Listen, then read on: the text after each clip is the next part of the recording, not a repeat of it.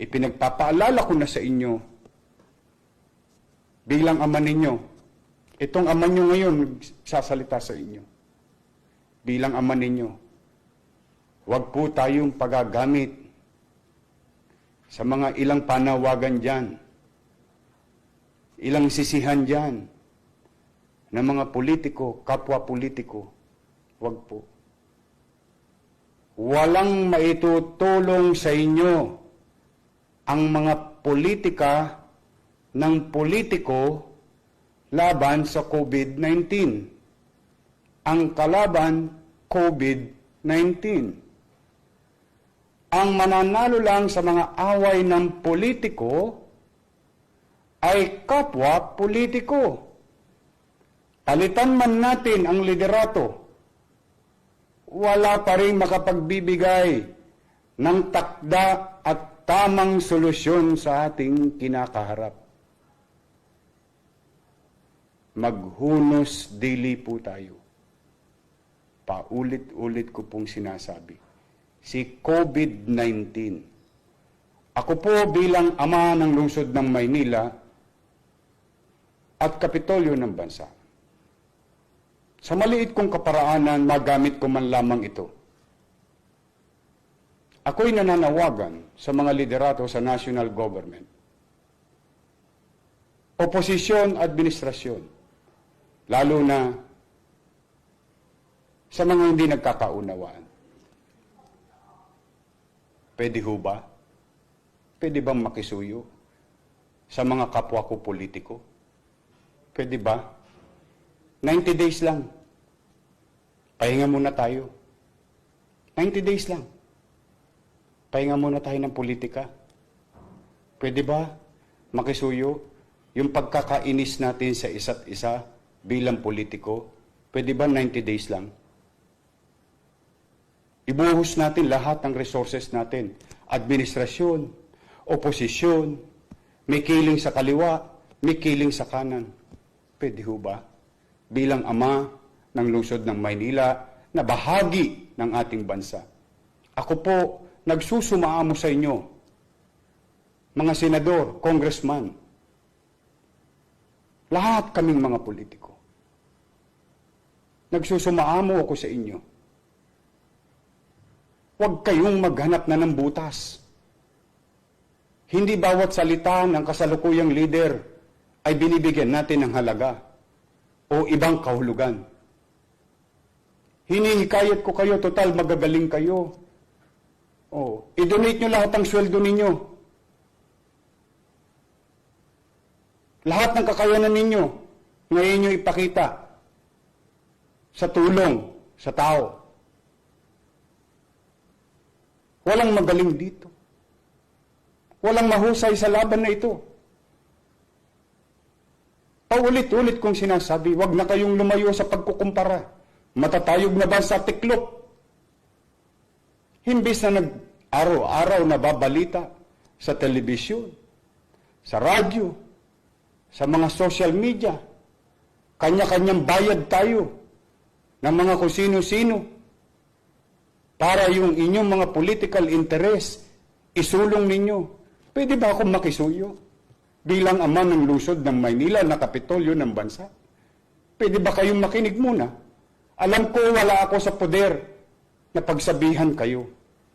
Pero ako ngayon, hindi lang ako nagsasalita bilang alkalde ng lungsod, but bilang isang mamamayan din na marami na nagugutom. Huwag na natin sisihin kung sino ang mali. Wala pong tama sa sitwasyon na ito. Wala pong tama sa mga salita ninyo. Nagbabago ang ugali ng tao dahil hindi natin natatanggal sa kanilang pangamba. Hindi natin sila napapapanatag.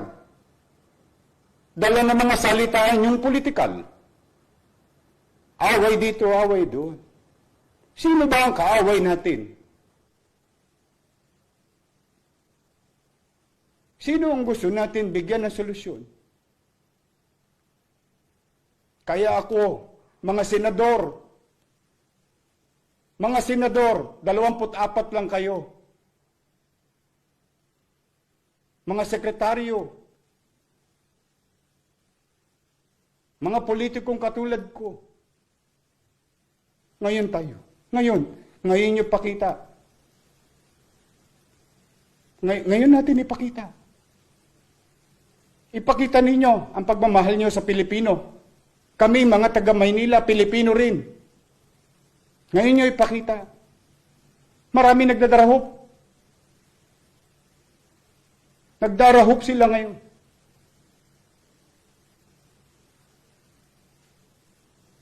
Maswerte kayo, mga pinagpala kayo. Maswerte tayo, nakaluwag tayo sa buhay.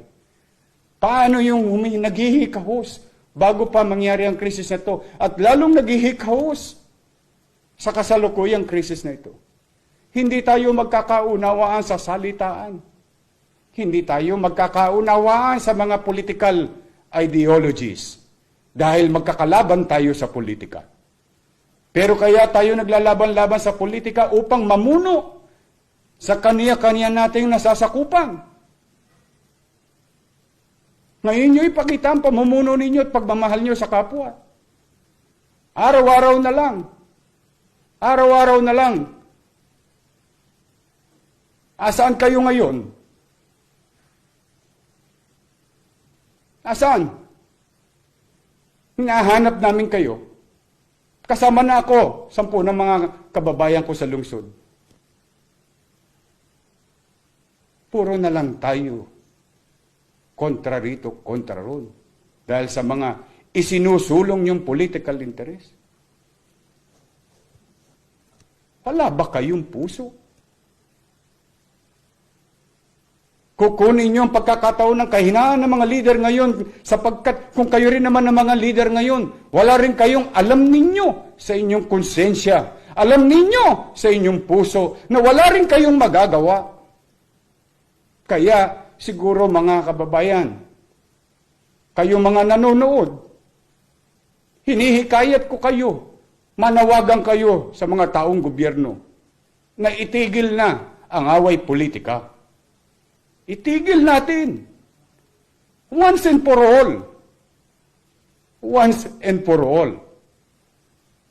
Ano ba ang 90 dias? Napakadali. Ang halalan 2022 pa. May panahon ng politika. Kaya kayo sumali sa politika upang maglingkod sa bayan. Ngayon nyo ipakita. Ngayon, hinihikayat ko kayo bilang alkalde ng lungsod. Huwag kayong makapunta-punta rito pagdating ng halalan. Hihikayatin ang aming mga mamamayan ngayon, hindi namin kayo matagpuan. Mas natatagpuan pa namin kayo sa mga dyaryo, sa mga telebisyon. Kuda ng kuda, kiyaw-kiyaw ng kiyaw-kiyaw. Asan? Asan? Asan? Kaya po, buong kababaang loob. Mahirap po ang sitwasyon ng bansa. Mahirap ang sitwasyon ng Maynila. Totoong hindi kami bibitiw. Totoong hindi kami mangiiwan. Akapin namin lahat ang maakap namin.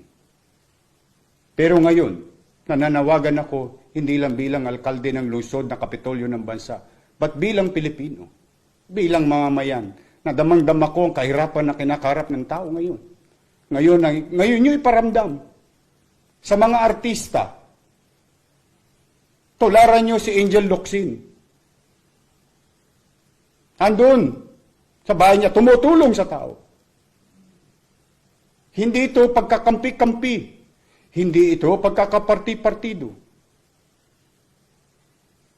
Nakapamuhay kayo ng marangya. Salamat sa Diyos. Masaya ako para sa inyo. Ngayon nyo ipakita rin. Ngayon nyo ipakita. Nananawagan ako sa lahat ng sektor. Mayaman, sikat, may kapangyarihan. Please, focus ourselves. Focus on our fight. Ang kalaban natin, COVID-19. ang kalaban natin walang pinupuntiryang katatayuan ng tao sa lipunan. Magmuni-muni kayo. Umupo kayo sa isang tabi. Huwag natin usisain ng usisain ang mga plano ng pamahalaan. Hindi ito panahon ng pag-uusisa. Hindi ito panahon ng pagkukuda. Ito ang panahon sa mga halal ng bayan na maglingkod ng tapat sa panahon ng pangangailangan, hindi sa panahon lang ng kasiganahan. Hinihintay tayo ng tao.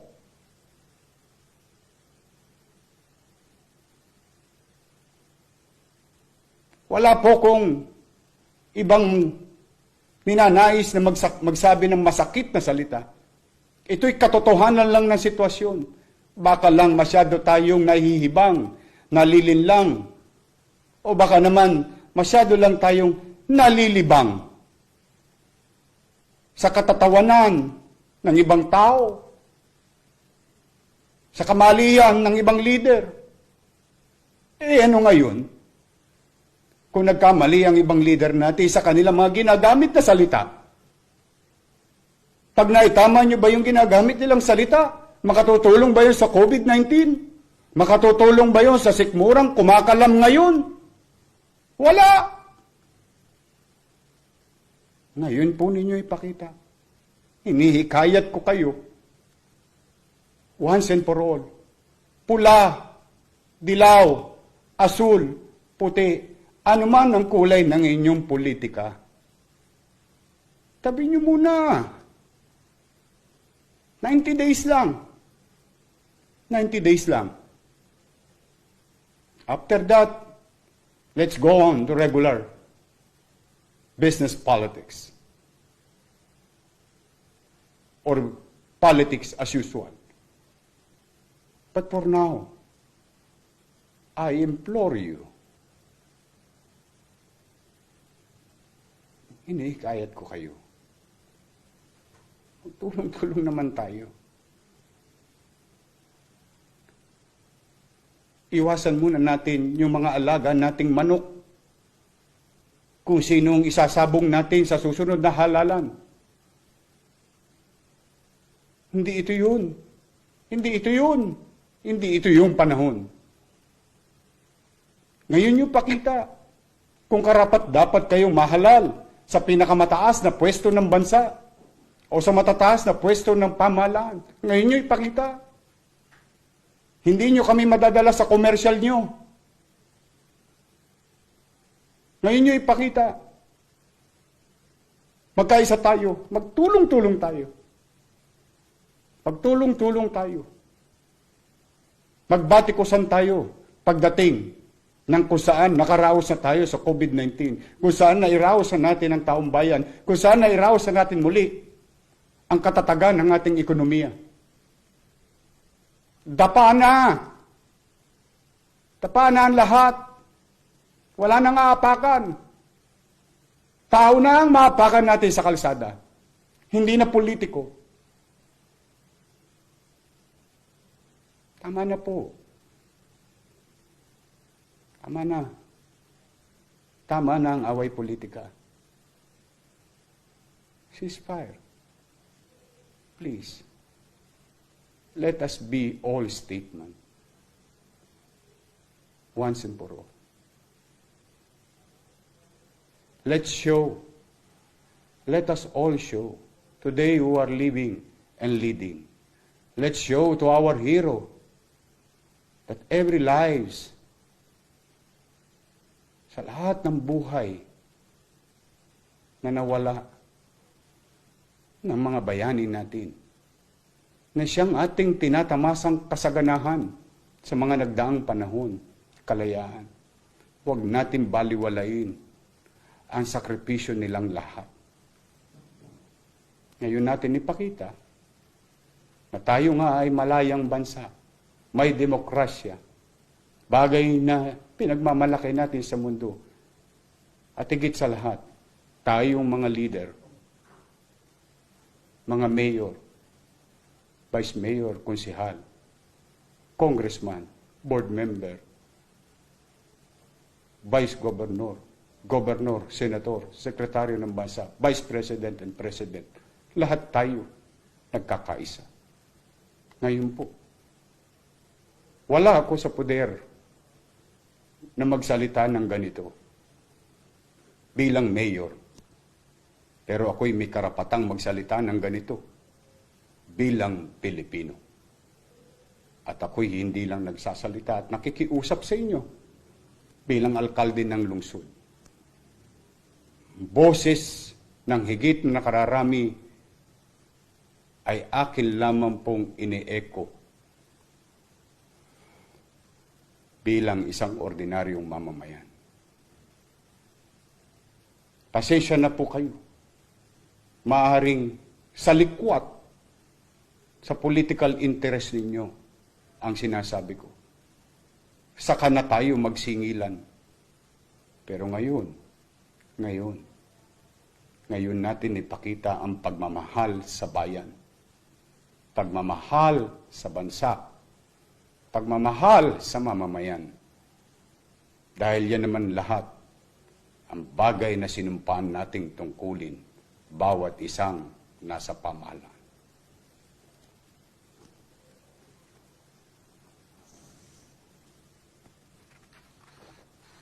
Kung ako man may nasaktang damdamin ng mga politiko, pagpaumanin ninyo. Masakit mapakinggan ang katotohanan. Pero wala akong ibang masamang intention. Ang intention ko lang, we must act in unison in our action. Sa puso, isipan, o salita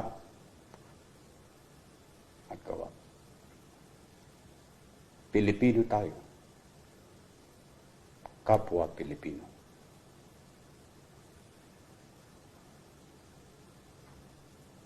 At ipanalangin ko kayo ngayong gabi. Sana nga,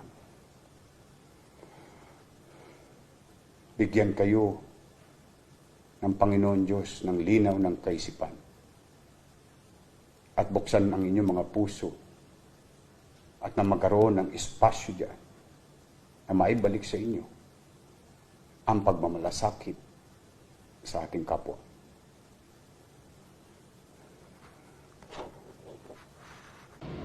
So yun po, napanood po natin yung pong napaka-emosyonal na speech ni Yorme Isko na nakikiusap po, nagmamakaawa sa mga politiko na tama na muna po ang politika sa ganitong panahon. Ngayon po ay panahon para po magsilbi, para po magbigay ng taus-pusong serbisyo sa mga Pilipino. At ang dami pong nahihirapan po ngayon. Kitang-kita po yan ni Mayor Isko from all angles po, from frontliners, kung yung mga tao din po na nasa mga bahay nila na walang makain. So kitang-kita po niya yung hirap. Ngayon po ay hindi po panahon para po sa politika. Yan po ang pakiusap ni Yorme Isko. 90 days lang. Pagkatapos po noon, away-away na uli. Pero sa ngayon po, kailangan po yung tulong po natin. Kaya yun nga po, hinahanap niya, nasa na sila. Ngayon po sila pinakakailangan. Huwag po yung sa eleksyon, dun sila lalapit, maghanap po ng boto. Ngayon po sila kailangan ng taong bayan.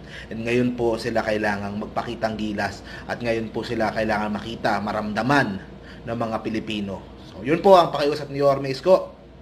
Medyo mahaba na yung speech niya, so gagawa na lang po ako separate video regarding my complete reaction to that. So, okay guys, thank you very much po. See you po sa next video po natin. Pilipinas, God first. Bye-bye guys.